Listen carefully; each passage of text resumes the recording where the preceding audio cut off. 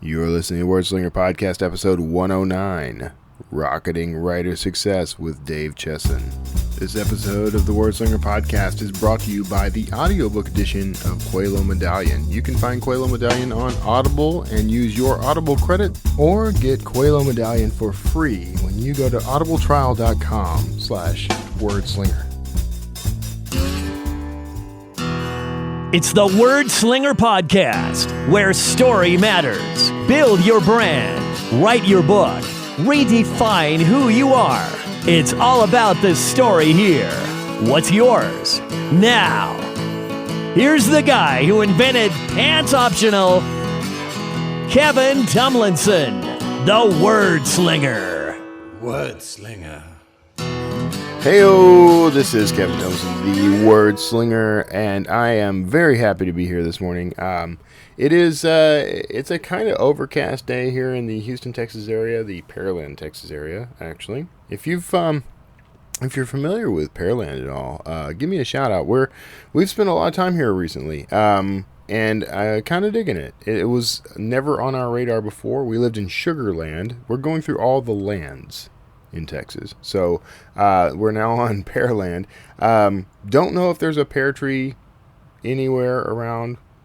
Kind of like the joke. I always tell this joke when I was growing up, because I grew up in Wild Peach, Texas. That's right, folks. Everywhere I've lived has had some quirky name. I grew up in Wild Peach, Texas. The joke is always that I don't think there was a peach tree within 100 miles of the place, and I'm pretty sure that's true, and that may be true for Pearland as well. Actually, though, I grew up with pear trees, so, and I don't live more than 100 miles from here, so there you go. Sorry for the interruption from my text message there. It happens. I forgot to turn off notifications, so loud dinging in your ear. That was not your phone. That was my phone. So now, okay, so today's episode, I've got a treat for everyone, especially if you are a will-be author, or if you're already an author. If you're already an author, that's where you're going to get the biggest benefit. I'm talking with Dave Chesson. Now, he's got a couple of things going with Kindlepreneur and with the KDP Rocket. You're going to dig everything that this guy has to say. I know I did. Now, for the authors in the bunch, I want to bring this up front, because this is something I'm going to try from this point forward. But the show is officially sponsored by me and my books, but also by Draft Digital, my sort of patrons and the guys that I do some marketing for. If you are a will-be author, if you'd like to publish, Draft Digital is the place to be. You can get your book out to all the major retailers, actually, the biggest retailers on the planet, and more to come. And here's what's cool about Draft Digital. You can upload a Word document and get a free conversion to Mobi, which is the format used by Amazon, and to EPUB, which is the format used by practically everyone else.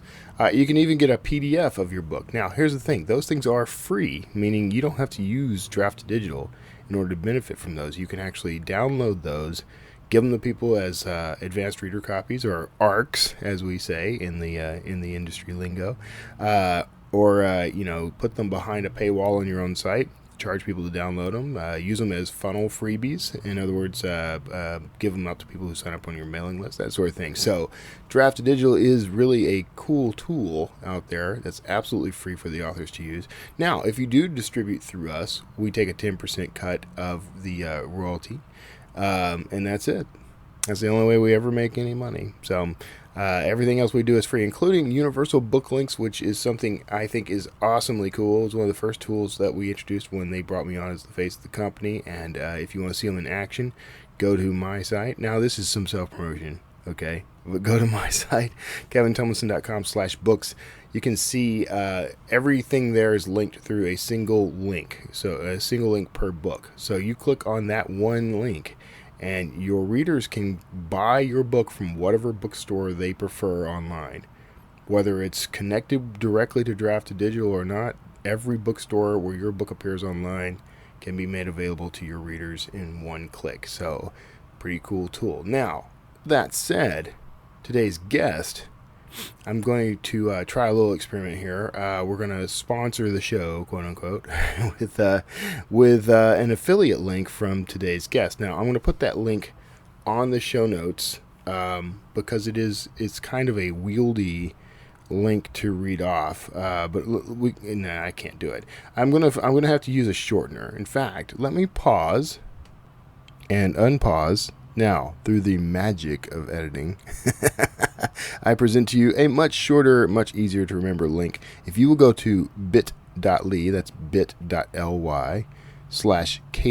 Slinger, you will go directly to the KDP Rocket homepage through my affiliate link, where if you purchase KDP Rocket, you will actually benefit me as well as our guest today, David Chesson. Now, that's pretty cool because as you're going to learn, I'm going to get you excited about this, but take note of that URL because you're going to want to use it. If you are an author, and I, of course, encourage everyone to be an author. And if you are an author and have books out there, KDP Rocket is a way to help boost your book sales by using keywords and very little else. And you're going to find out how this is done, at least in part. You're going to see the hints of this. What I encourage you to do is go to that link, watch the videos, start using the tool. What this is a keyword tool, primarily, that allows you to do things like fine-tune your book description, fine-tune the keywords that you use that you associate with your book on Amazon and elsewhere. As it works on Amazon, it will work on other retailers, including Drafted Digital. And you can also use this. Now, he's got something coming up that's going to be very cool that I don't know if he's ready to announce yet. So I'm going to hold off. I don't want to spoil things. But you can use this for finding keywords for Facebook ads, for finding keywords in any capacity you need to use them, honestly. Great tool. I'm enjoying it. And as our guest has done, I mean, he's got an amazing story about basically blowing up sales on multiple books under different pen names with no real marketing beyond that. So, now I have not mastered this yet myself, but I've been playing around with the tool, and I think it's just awesome. I want to go through the entire tutorial system that he has there, learn it in and out. I'm very impressed with how everything works, though. So that's my testimonial for the product my guest is pushing. If you have listened to this show for any length of time, you know that I don't do this. So I only promote things that I either use and love myself, or that I know work well for people who need them. Sometimes I promote tools that I don't personally need. But there's always a need for them somewhere. So, it's very rare for me to do this. So, check it out. And now, let's hear why this tool and everything else this guy is doing is really cool and really important for you, the will-be or currently or author. And once you've gotten through this interview, stick around for a little housekeeping at the end. And thank you for, I guess, putting up with me as I drop a bit of sponsorship at the front end of this show. I probably won't do that very often, but I did feel it was important to do it today. So hope you get something out of it, and we'll see you on the other side of this interview. Hey everybody, thanks for tuning in, and today we're actually going to chat with somebody. I've actually chatted with this guy recently on another podcast, on the Creative Writing Career podcast, but I'm talking with Dave Chesson, and he is the dude at Kindlepreneur. Kindlepreneur. I knew I was going to butcher the preneur part. I always mess that up, man. How's it going? No, that's okay. Oh, it's all good. As a matter of fact, my favorite though is I get a lot of people who are like, Kindle printer. You print Kindles? I'm like, no, Kindle, you're an entrepreneur? No. So didn't think about that when I came up with that domain and was, thinking about these interviews and speaking. Right. So. Saying things out loud. Yeah. But it is Kindlepreneur, which is that mashup of Kindle and Entrepreneur. We're just going to put it out there for those who didn't catch it right away. So tell me, okay, man. You've got a lot of stuff going on, actually, but tell me, let's dig in on Kindlepreneur. Like, what is Kindlepreneur? Now, now I can't stop saying it. I got to say it over and over again. That's right. So Kindlepreneur is actually, it's an advanced book marketing website, right? So we don't really focus on how to self-publish a book or how to, to write the book that's inside of you. Instead, I look at the business side of things, Right. and that's the things we can do to increase our revenue. Now, I'm not saying that I focus on nothing but money. That's I understand this is truly an art. But one of the things I found when looking in, when doing my research back in the day when I was like, oh man, how do I sell more books? Was that there were a lot of websites out there that kind of glossed over things. They didn't give me the step-by-step on how to do this. Like I couldn't read an article, turn around, and then put into action what I just read and see results. Right. And I used to be a nuclear engineer. I'm very results based. Like I like the numbers. I like to understand that what I'm doing will have a return on investment. And so right there, that personal pain point and growth over the past 4 years is what culminated into creating Kindlepreneur. A lot of authors have a hard time with the business side of it. I mean, I don't know why that is, and I do too. Actually, I mean, I as much as I'm in the marketing game, and I know the importance of it. Sometimes you just want to be the writer. Very true. And what was funny was that with me, I was almost the other way. It was like, okay, like I'd find these opportunities, and I look at the marketing, and it's just, to me, it's absolutely fun. It's a challenge that I love to jump on. And then it's like writing. It's like, okay, write my book, so I can get the marketing. But no, so it's been great for me to be able to write and focus on the thing that I truly enjoy the most, and something that I've really been kind of blessed to be able to do over the years. Yeah. So okay.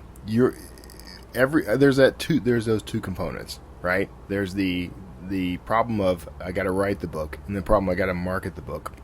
And it sounds like, man, you're right there. Like you should partner with somebody, and that way that you bring both your Oreos to their milk, kind of thing. Yeah, well, it's even funny is that even people with like the giant name, in the background, right. I'm working with. I got to do Pat Flynn's last book as well as his upcoming book. Yeah. I got to work with Jeff Goins. I mean, those guys are just brilliant. But there's a lot of things out there that, like somebody who hasn't truly focused on the Amazon storefront, right? Like they don't understand. Matter of fact, this week I'm actually meeting with my all-time favorite author ever, Ted Decker. Oh, okay. I know, like his publicist kind of found out about what we were doing. They wanted to learn a little bit more about Amazon, so I get to talk to my favorite author ever. I'm so stoked. Oh my goodness, he's so creative.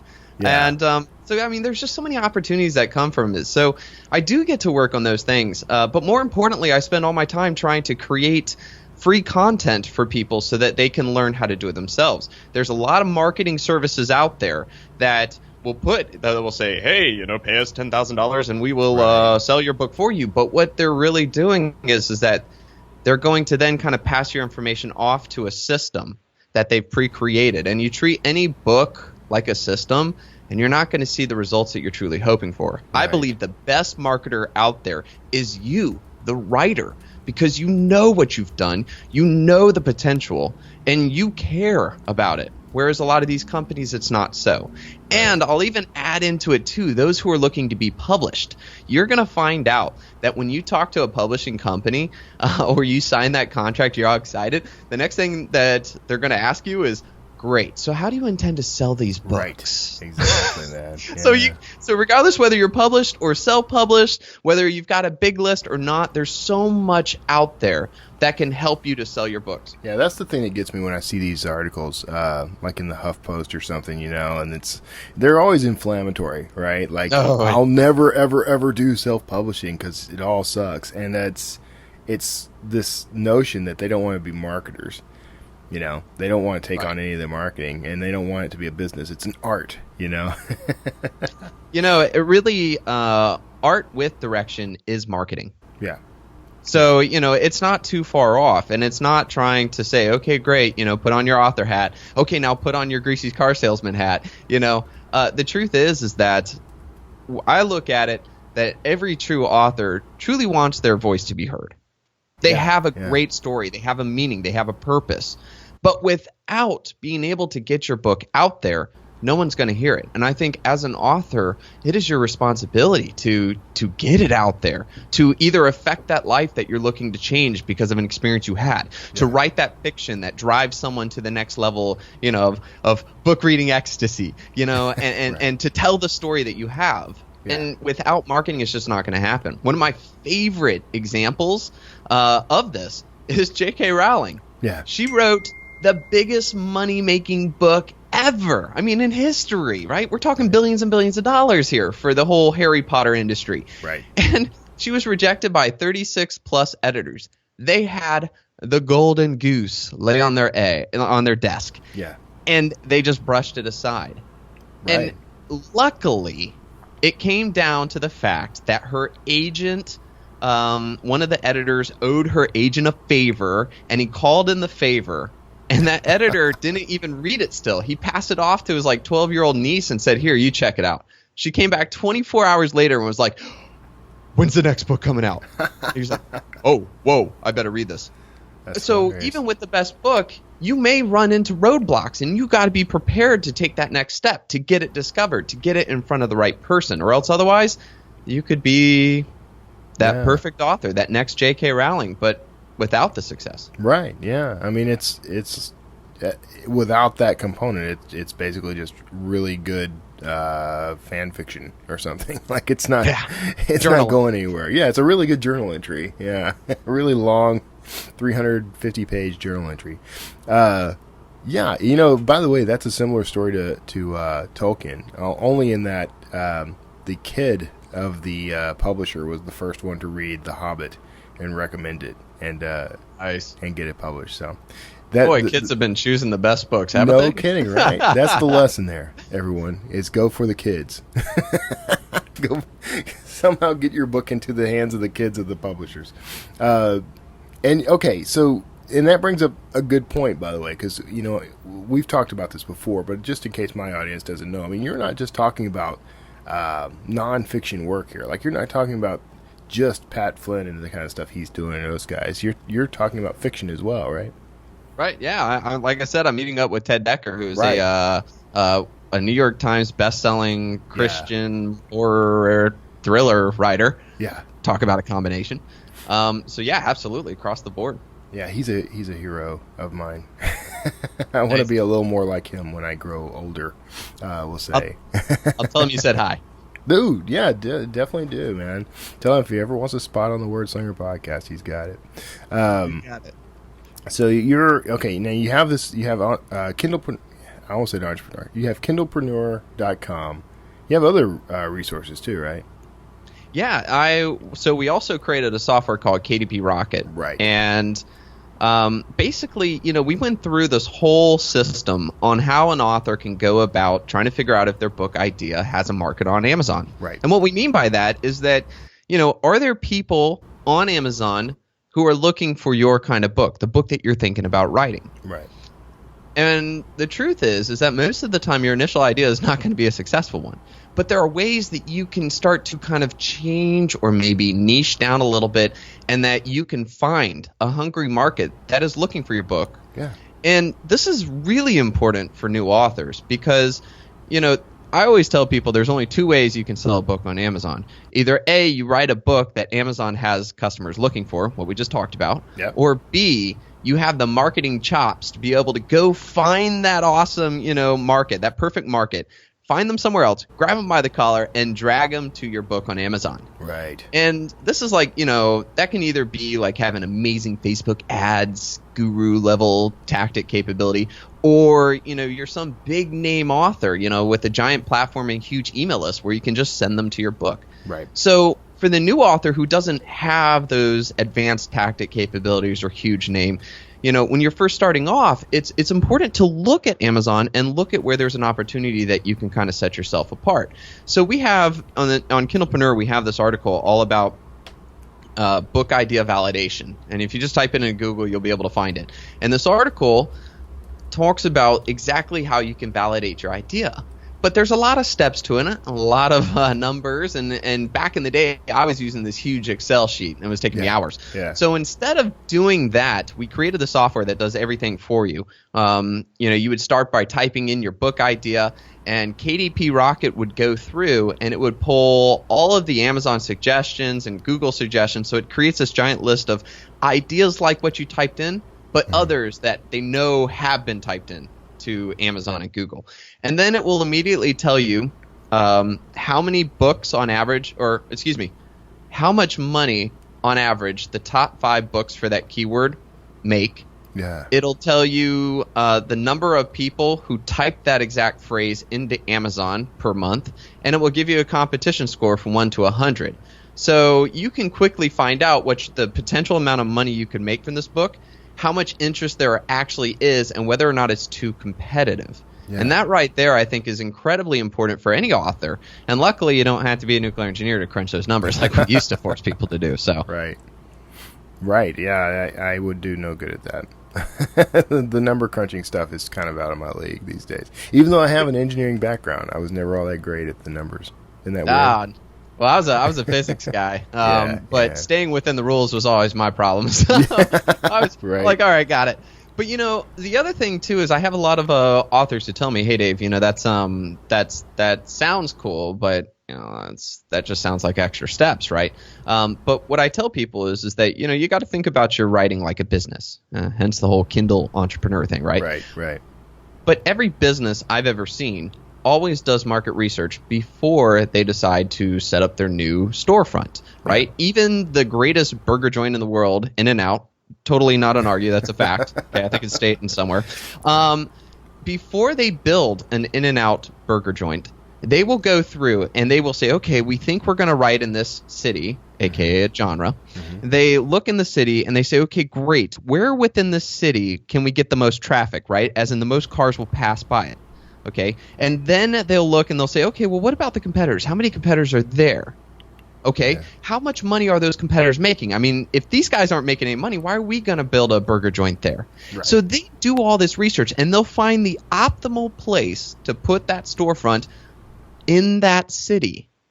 And that's exactly what we as authors should be doing. We may choose a genre. If we're fiction, say it's sci-fi military. If we're nonfiction, maybe it's how to quit smoking. Right. Okay, we choose that city. And then we need to know what exactly are the terms people are typing inside of Amazon, okay, within that genre we just chose. And then we need to look at the competition and say to ourselves, hey, are any of the books in this making money? Because if not, then why would I do it? Yeah. And then on top of that, are these books such giant powerhouses that my book will never be able to show up?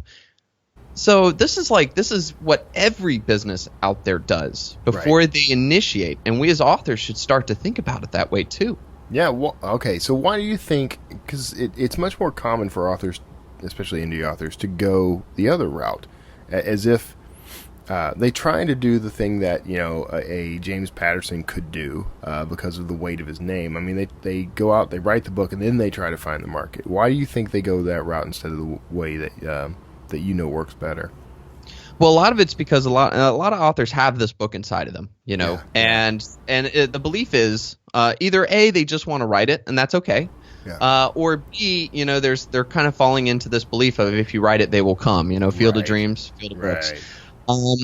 But what I'm trying to say here is that if you do that book marketing research, okay, you do that due diligence before you start using your time, energy, and money on the book, and you find out there isn't a market, then what this means from day one, okay, before you start writing that book, is that you cannot depend on Amazon to sell your book for you. Right. You will have to turn to that other selling tactic that we talked about, which is either some advanced marketing tactic that you've mastered, or you already have a giant list, a giant platform, a big name, something of that magnitude, so that you can grab the right market and you can send them to your book. Right. But if you don't have that and your book is not geared towards a market on Amazon, then do not be surprised when things don't work out. Right. Okay.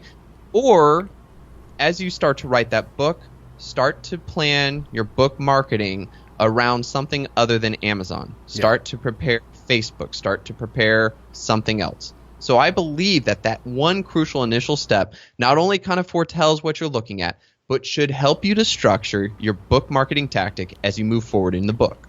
Okay. So the best advice always comes from the people who are actually doing this stuff, right?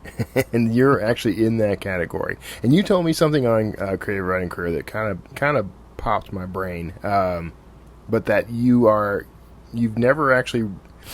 Let me see how you phrase this. You have done this multiple times, but never under the same pen name twice, right? That is correct. All right, yeah. let's dig into that, because I know right now people are kind of first trying to figure out what I just said, and second, if they got it, they're trying to figure out how you did this without the what is traditionally the author platform, which is the big mailing list with all the people you approach. So let's talk about that, because I, for one, am excited about that idea. Yeah, so back when I first started writing, I was actually in the military, the U.S. military. I was a military diplomat to South Korea, and I was stationed in their Navy, and so I was like all afraid that if I wrote a book on anything, I would have to put in the stupid little blurb that I do on everything else that says, "These are the opinions of Dave Chesson and do not represent the opinions of the United States in any way, shape, or form." Or I didn't want it to be one of those where there'd be some kind of a unprofessional aspect. Now, no, I don't write an erotica, so it wasn't like something like oh my goodness. No, it was just one of those where I was like, all right, well, I don't really want to mix my career with my side hustle at the time. So I started doing that. And then what I found was that my kind of search engine optimization mentality, that idea about keywords and their market research, it wasn't something that was out there, but it's something I started from day one. And it gave me a lot of competitive advantages where I found these, high demand but low competition keywords. And so I was either the only book in town, or I only had like one or two competitors. And so I just kept creating a new book after a new book after a new book, and they were like assets, because today, the first book I ever wrote brings in $1,300 every month, and it has been the same since 4 years ago. Wow. So that's, it's been really awesome to see that. Now, what happened was that when I decided to create Kindlepreneur, and that was about a year and a half ago or so, I kind of asked myself, I was like, geez, this is going to be weird. I don't want to put my books out there, because I know for a fact that when I put the list of, hey, here's all these high demand, low competition, books, keywords, I'd wake up the next day and I'd find like 20 plus competitors. But then another important aspect came about this. You see, Kindlepreneur right now gets over 100,000 readers per month. Right. That's a big platform and a big email list. Yeah. And what I didn't want to become was one of those guys that talks about how the new author can, make money online. But here I'm just using that giant platform and that email, system to always perpetuate bestsellers. So I made this conscious decision to say, you know what? I'm going to stick to that. Yeah. I'm going to stick to being that new author, because every time I write a new book, I have to start over. I'm in the trenches with you guys. Right. I have to truly use the things I'm talking about, the tactics that I'm preaching on Kindlepreneur, in order to succeed. Right. And to me, that's very unique, because you don't see that. And it's been a lot of fun. It's been a challenge, and I hope that people have enjoyed the information, because they know it's coming from someone who's starting at ground zero every time they write. Every single time. That just blows my mind. Because honestly, I've enjoyed a modicum of success with my work, but I know that I worked my butt off to get the platform I have. I built the list. Just the thing that is preached to you over and over and over is build the list, build the list, build the list. And I have, and it was hard won, but I still don't see the kind of numbers I'd like to see. So now I'm starting to kind of get into your orbit, man, because I'm like, all right. If he's doing it, over and over again what sort of marketing do you do though? A lot of that is, first off, I focus more on the Amazon platform than the externals, right? Okay. So the key part is looking for the terms that people are typing in, that there's no competition. Yeah, but as Amazon goes, so goes everyone else, right? Right. Yeah. Well, let me give the listeners an example of one, right? This was a couple of years ago. I didn't end up actually writing the book because I took too long and then the market shifted. But this should show you kind of what I'm talking about. About 2.5 years ago or so, Evernote. Books on Evernote were like the hot thing. Right. Everybody was writing a book in Evernote. And the reason was there was a giant demand by people to learn how to use Evernote. And so everybody and their cousin created these books. High demand, high competition. You're not going to make it. So what I did was using the kind of keyword research that, KDP Rocket would do now, as well as the steps that I have on Kindlepreneur, I found out that there were so many sub-niches inside of Evernote that would allow me to truly be the only book that shows up and would connect with the right market. Yeah. And in this case, it was more demographic focused. So instead of just writing a book on Evernote or how to use Evernote, it was books like Evernote for project managers, Evernote for teachers, Evernote for students and academics, and finally, Evernote for authors. Yeah. Because if you go to Evernote and you're reading and all of a sudden you're like, oh my goodness, I'm a project manager. That's a book for project managers. Right. Sweet. Like that's the one. But I had validated that on Google. Okay, this was before KDP Rocket existed, so I could only use Google numbers, whereas KDP Rocket will tell you Amazon numbers. But I had found that on Google, there was something like 700 people a month typing in Evernote for project managers. Yeah. That means that there are people who are really thinking about that small demographic. And for me as a book writer, I would much rather have a book that, while it doesn't get as many sales as the number one book for Evernote, but all I had to do was create the book and then, do some of the things we talked about on Kindlepreneur and get it so every project manager that types in Evernote would find my book and then buy it because it's perfect for them. Yeah. Okay. Here's what I love about that whole approach.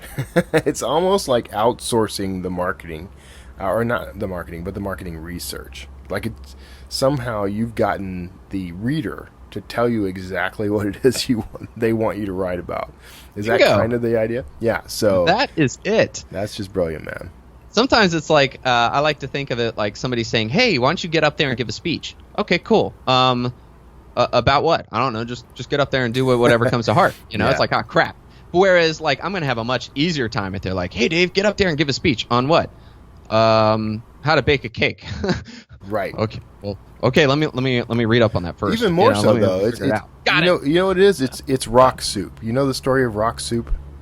No. Okay. So the story and I'm just going to give you the short version of this, and people can write me and call me or whatever and complain that I got it wrong. But the idea was a couple of soldiers stumble across a village and they haven't eaten and they don't have any resources, and they knock on a door and ask for some food and they're told no. Right? And then they get the idea to just borrow a kettle. Okay? And they tell the person, we're going to make rock soup. And then they go and they start, they go down to the river, and they're putting water in the kettle, and they're starting a fire, and people want to see this rock soup. And then they start saying things like, if I had some carrots, this rock soup would be really good. And somebody says, well, I got carrots, and they bring carrots. And what would make this really good is some mutton.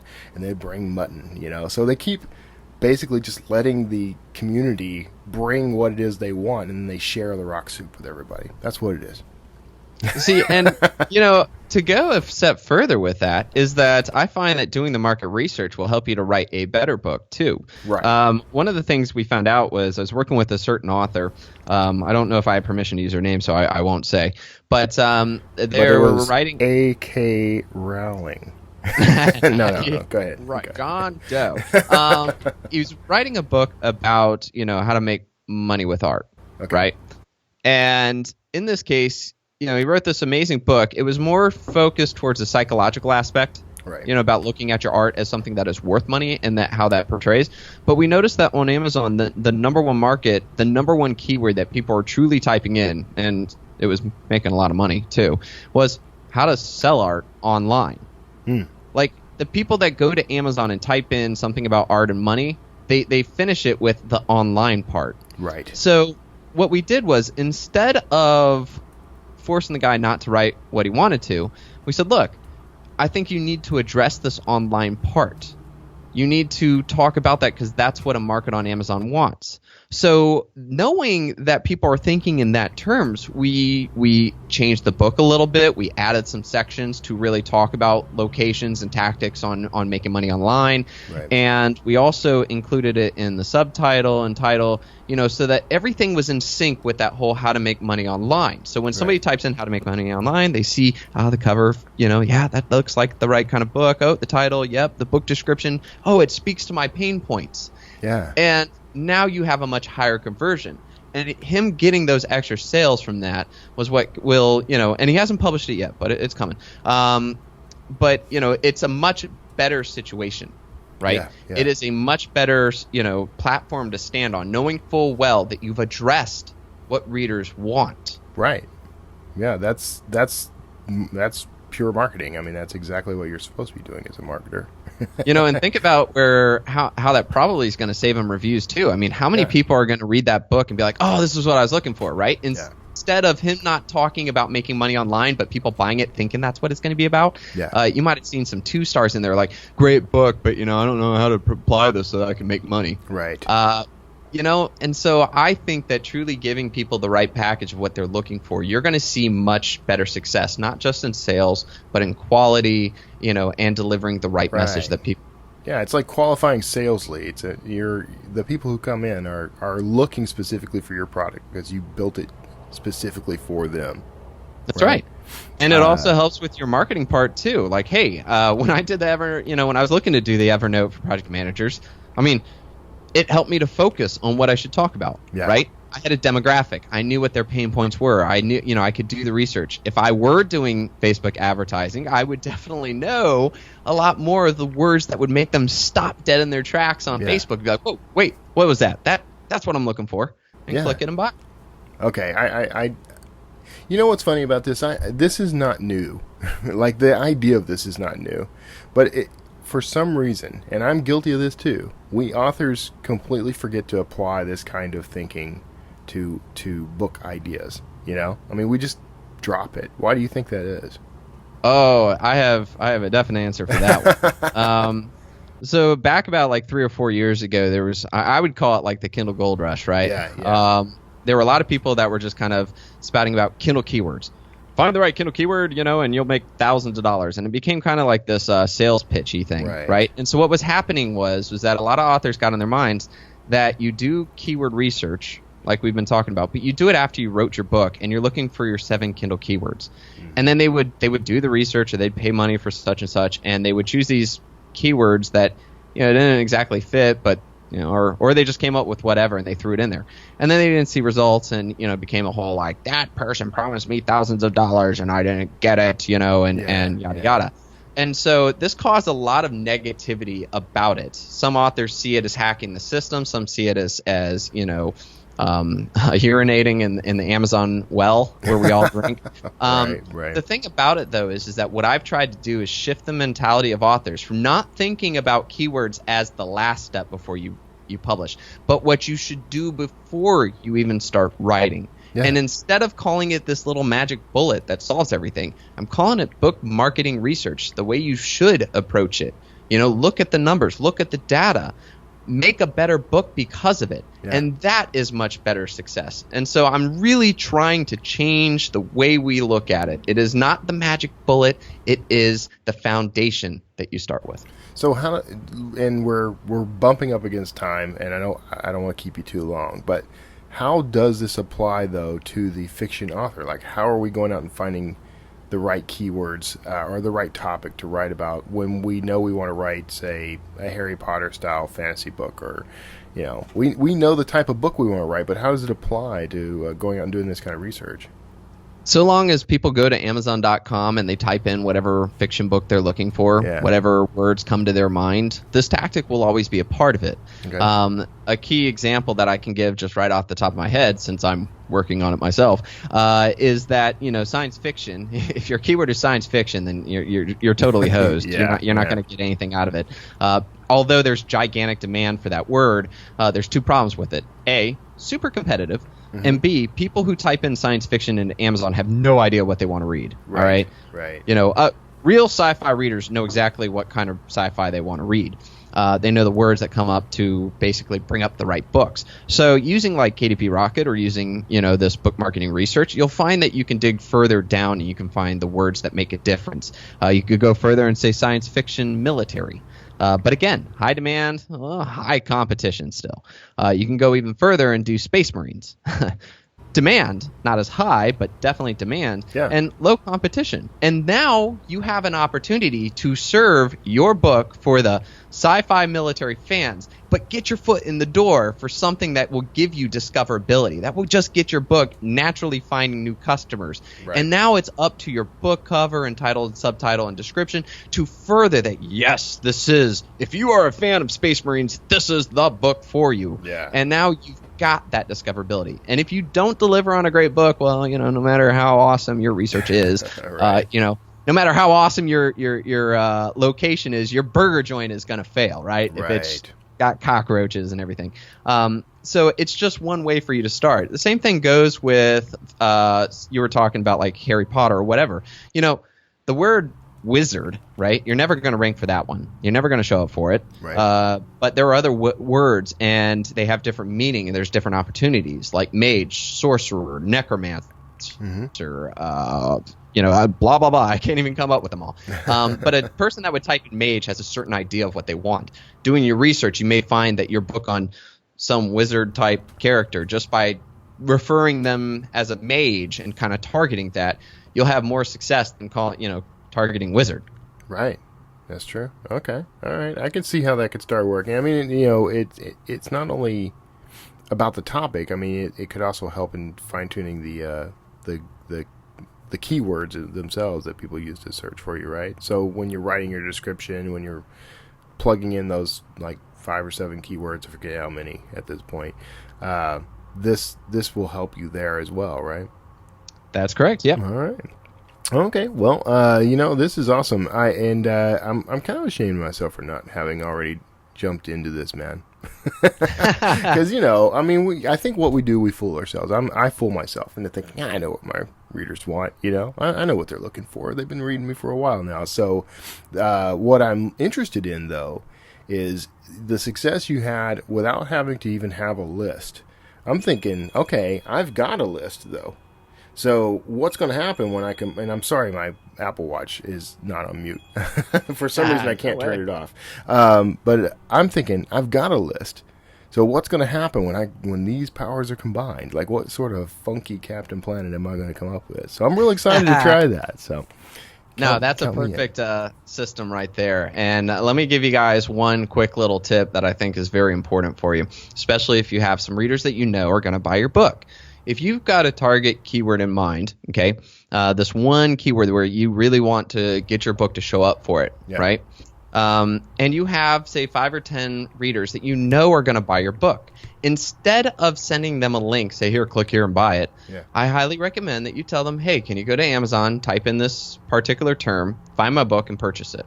There is like the biggest, quickest way to tell Amazon that, hey, people who type this term in generally search for this book. And they'll quickly move you up to the top. Now, that may sound like a cheat or a hack, but let me explain why this still isn't urinating in the Amazon well, okay? Because when you get up to number 1, again, if you're not the right book for that term, if your reviews suck, your description, your all those things we talked about, if they're not right, then people will skip your book and click on number 2 and 3 and 4. And when Amazon sees that people are choosing others over yours, you'll drop down in the rankings and you'll sit at where you ultimately kind of deserve to sit for that word. Yeah. So it's a self-correcting system is what you're saying. Very self-correcting. But what I just described for you listeners out there is an opportunity to spark, to get that book in front of customers. And then if you have done your book cover and your title right, you will enjoy the benefits of sitting at the top. And one last statistic I want to leave everybody with is that if you rank number 1 for a keyword term, you can on average expect 27% of all people who type that word into Amazon will click on your book and check it out. But if you rank number 2, only 13% will click on your book and check it out on average. That is double, right? So being number 1 over number 2 has a significant difference. And if you're number 6, you only get 6%. Yeah. So think about that as you guys are trying to do these keywords. And if you're sitting at number 10 and be like, oh, why isn't this working? Statistically, you're not exactly where you want to be yet. So. All right. Well, next time we'll discuss how you got those numbers. For sure. All right, man. All right. Well, I don't want to keep you too much longer, but I appreciate you coming on the show, man. This is good stuff. I mean, absolutely, Kevin. Always fun. This was so good, by the way, and I've learned so much from this guy, audience, that this is the second time I've talked to him in like 2 weeks, so that tells you something right there. So that's great. All right, well, we'll let you get back to your regularly scheduled life, and everyone else, if you want to hear a little bit more, stick around, listen to my wrap up, and you'll find links to everything we talked about here, including even our new friend Ted Decker. That I am. If you do, by the way, have any pull, man, I'd love to get him on the show. So, just putting you on the spot. I'll try to work it. All right, man. All right. Everybody else, stick around, and we'll chat with you just after the break. And we're back, and thanks for sticking around for the housekeeping portion of the program. I kind of already did a lot of the quote-unquote housekeeping at the beginning, but there's still room. I keep teasing this. There is an announcement that is forthcoming, we'll say, for the RV lifestyle. Something I think that people are going to think is very cool. I know I keep teasing it, and mostly it's so that people will bug me about it. I want to remember to announce this properly when it happens. Sort of a hint. We are, as I said earlier, we're spending a lot of time in the Pearland area and growing to love it. And there is quite a bit around here, quite a bit within range of here. One thing that's kind of cool about this area, it's sort of in between for my family and Kara's family. So there's an opportunity. And we're not giving up on the RV lifestyle. So if that's where your head went, I think you may be surprised. Anyway, something cool. Now, that tease out of the way. Of course, I want to come back around. If you would like to support this show, and I appreciate everyone who does, you can do so. There's a couple of ways. The first and best, of course, is to go and find the show on iTunes. Rate and rank the show. If you give the show, say, 4 stars or 5 stars, that's going to be kind of cool. Very cool, actually. What that does for me personally. Okay, here's how it works. If you go and rate and rank the show on iTunes, what it does for me is put my name and the show's name out there a little more. It gives it a little boost, and it helps people to discover the show. Okay? Now, that's for me. Help me find more audience. It also, because it does that, allows the show to reach that new audience and provide all this great advice and all these great stories from my guests. So it helps my guests by promoting their services, products, books, etc. It helps the people who discover the show by providing advice that they can follow, examples that they can look at to see how they might structure their own career, that sort of thing. Our guest today is a very good example of this because of what he's built and the things he's doing with it. I think that's going to be very helpful to authors. So more authors can discover this if the show gets ranked high enough and rated well. And it basically comes down to discoverability. So that's how you can help me out. That's a big one. Another way is financially. And on that note, okay, so I have a Patreon account, and you can find that. If you go to wordslingerpodcast.com, there is a Patreon button there. And you can chip in as little or as much as you like on a monthly basis. Some people do $1 here or there. Some people do $5, $10. I've had at various times in the past, I've had people do as much as $30 or $40 a month, and I think, first of all, I'm just stupid, ridiculously grateful for anything that you guys throw my way on this, because it helps in the continued production of the show. I put a lot of time. You probably would have no idea how much time it takes to produce even a single episode of this show. Not just the interview time and the time to do this wrapper that you're listening to. There's a lot that goes in behind the scenes. Anyone who's produced a podcast or a radio show or anything like that knows what I'm talking about here. There's some tweaking, there's some refining, there's some calls and emails and scheduling and all kinds of things that happen. So this is all essentially unpaid time, and I will do it regardless of whether I get paid for it, because I love it and I love what it's producing in the world. And frankly, the show is such a benefit to me anyway, that I'll always do it. But it does help a lot, and it is much appreciated when some of your dollars come my way. And to that end, I would like to give a big thank you to Maggie Stewart Grant, who pledged on Patreon. And I am very appreciative, Maggie, for your continued support of the show. And you're a wonderful person, by the way. We're connected on Facebook. You're not just wonderful because you gave me money. You're wonderful anyway. I would have always thought you were wonderful. So thank you for being such a supportive part of the show. And if you'd like to do the same, and of course I will plug you as well. If you go ahead and hop on over, go to wordslingerpodcast.com, click on the Patreon logo that's right there on the right hand column. Or if you come in on any of the show notes, there is a Patreon link in the show notes. And it's a kind of not great video and presentation there, and I don't do a very good job of the sort of tiered structure they go for, and that's because I'm lazy and I'm tired. But what I can tell you is that regardless of the setup on the Patreon account, I just cannot thank you enough for just helping. All these are ways to help me. If all you can do, if you can't afford to make a pledge, I completely understand. And then all I ask is that you go and rate and rank the show. But here's a third way to support the show. I have 4 ways. Okay, here's a third way. I'm going to throw this in. This is not the one I was originally going to say, but I'm going to throw this in. If there are sponsorships like there are on this episode, go and support those things as well. Even if it's not a sponsorship directly related to me, if you help the guest by buying their book, by trying out their service, by whatever, that supports me as well, because it means that I'm a help. I'm a benefit to the guest. So that helps. But also the sponsorship stuff can provide dollars for me, which is great, and helps to support this show and other things that I do. So that's another way. And then the fourth way is to reach out. This is what I was going to say as number 3. But the fourth way to support the show is reach out and say hello. Tell me how the show is impacting your life.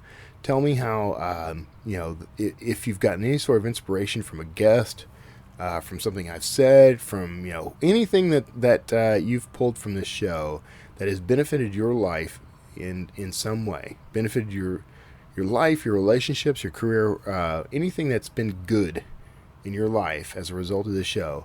I'm not even kidding when I say this. That will help me a lot to hear. It does keep me going. I have gotten notes from people. I'm kind of getting a little choked up about it, actually. I'm sorry. I have actually gotten notes from people telling me just how much they appreciate, what they've gotten from the show, the guests. Some people have complimented, my Christian faith, the fact that I'm willing to talk about that, which I am, and I will answer questions, by the way. If you have questions about God, Christ, what it means to actually be a true Christian, because I think we don't see a lot of great examples of that in the world today, and so I'm willing to talk about that with you at length anytime. But then I get people who just appreciate me being positive, which I try very hard to do. I know I have in the past, maybe not on this show, but in the past, there have been times in my life where I was not a very positive person, and I actually, there's harm that I caused in the world, I think, by being that way. So this second half of my life is all about building people, building relationships, building something good in the world, which is part of why this show exists. So anyway, those are the ways you can support the Wordslinger podcast. I appreciate any choice you make. Just by listening and downloading, you're also supporting the show. So you can be as passive about this as you want. I guess I could have just started with that. Do whatever. Whatever. It all supports me. Anyway, thank you for being here. Sorry about it. I keep teasing the RV thing. I'm kind of ready to tell you, but I've made a promise, and I'm holding myself to that promise. So coming soon. Anyway, I hope you enjoyed this show. I hope you enjoyed my guest, Dave. He's a great guy. He's energetic. I've had him on the Creative Writing Career podcast as well with Justin Sloan. So if you want to catch that interview and kind of continue this conversation, go find that. Rate and rank that show too, man. That show actually does pretty well. I'm kind of proud to be a part of that, and Justin is a great co-host. He takes care of a lot of the effort on that particular show, I have to say. But whatever. So some cool guests coming up on that show too. Not a lot of crossover. Isn't that weird? We don't tend to do a ton of crossover. Only occasionally will I bring a guest from one to the other. Because I guess I've already had that conversation. I don't know, whatever. There's probably plenty of reasons. Don't forget to go check out KDP Rocket if you go to bit.ly/KDP Slinger. bit.ly/KDP Slinger. And if you go there, you can try the service out. It is worth the money, man. I've been tinkering around with it, and I've got other keyword tools. I use Merchant Words, which you can also find as an affiliate link on my website. If you go to wordslingerpodcast.com and click on resources, this is going to live there as well at some point, along with a couple of other links related to it. But keywords are pretty handy all around. They're a marketing sort of a marketing tool that you don't typically hear a lot about. So being able to narrow keywords down is very important. So hope you got that lesson and a lot of other lessons out of today's episode. Thank you so much for tuning in. I love each and every one of you. God bless you in your journey and whatever that happens to be. If you're an author, thumbs up. I love that. And take care of yourselves out there, and we will see you next time.